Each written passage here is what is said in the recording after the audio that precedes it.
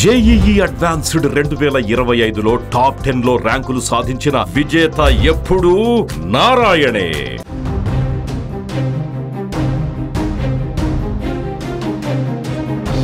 UPI transactions రోజు రోజుకు పెరిగిపోతున్నాయి. చిన్న చిన్న వస్తువుల్ని కొనాలన్నా యూపీఐ ఆధారిత డిజిటల్ చెల్లింపులు చేస్తున్నారు. ప్రస్తుతం భారతదేశంలో ప్రభుత్వం యూపీఐ డిజిటల్ చెల్లింపులను పూర్తిగా ఉచితంగా అందిస్తోంది. చాలా కాలం నుంచి ఈ సేవలను ఉచితంగా ఉండటం కంటే ఛార్జీలను వసూలు చేయాలనే డిమాండ్ వినిపిస్తూ ఉంది. అయితే ప్రస్తుతం యూపీఐ చెల్లింపుల వ్యవస్థను కూడా మానిటైజ్ చేసే దిశగా కేంద్ర ప్రభుత్వం అడుగులు వేస్తున్నట్లు తాజా రిపోర్ట్ చెబుతోంది.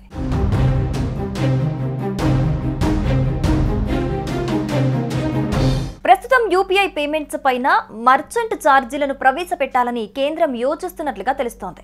అధిక విలువైన డిజిటల్ లావాదేవీలను నిర్వహించేందుకు ఖర్చులు పెరుగుతున్నాయని బ్యాంకులు, చెల్లింపు సేవా సంస్థలు ఆందోళన వ్యక్తం చేస్తున్నాయి. దీంతో వీటికి సహకరించాలనే లక్ష్యంతో ఎండీఆర్ ఛార్జీలను విధించాలని కేంద్రం భావిస్తోంది. వ్యాపారుల వార్షిక ఆదాయం ఆధారంగా కాకుండా ట్రాన్సాక్షన్స్ ని బేస్ చేసుకుని ఎండీఆర్ విధించేందుకు చర్చలు జరుగుతున్నట్లుగా సమాచారం అందుతోంది. యూపీఐ ద్వారా 3,000 కంటే ఎక్కువ ట్రాన్సాక్షన్స్ పై ఈ ఛార్జీలు విధించే యోచనలో ఉంది. అంటే 2020 జనవరి నుంచి అమల్లో ఉన్న జీరో ఎండీఆర్ పాలసీకి స్వస్తి పలకాల్సి ఉంటుంది.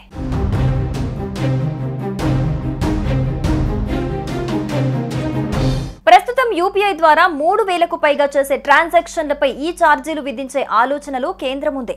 చిన్న మొత్తాల యూపీఐ లావాదేవీలపై ఎండీఆర్ ఛార్జీల మినహాయింపు కొనసాగే అవకాశం ఉంది. పెద్ద వ్యాపారులపై 0.3% ఎండీఆర్ విధించాలని పేమెంట్స్ కౌన్సిల్ ఆఫ్ ఇండియా ప్రతిపాదించింది. ప్రస్తుతం క్రెడిట్ డెబిట్ కార్డులపై ఎండీఆర్ 0.9% నుంచి 2% వరకు ఉన్నాయి. రూపే కార్డులపై ప్రస్తుతానికి ఎండీఆర్ విధించే ప్రసక్తి లేదని సమాచారం.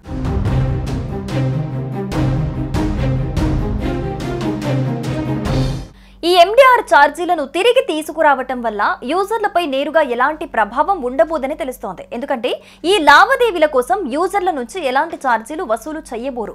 ఈ ఛార్జీలను వ్యాపారులే భరించాల్సి ఉంటుంది.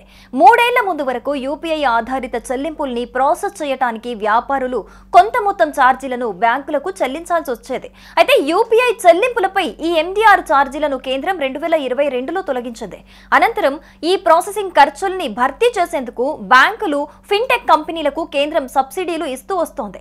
ఇప్పుడు ఈ సబ్సిడీల భారాన్ని తగ్గించుకునే ప్రయత్నంలో భాగంగానే ఈ కొత్త ఛార్జీల విధానాన్ని పరిశీలిస్తున్నట్లు విశ్లేషకులు భావిస్తున్నారు.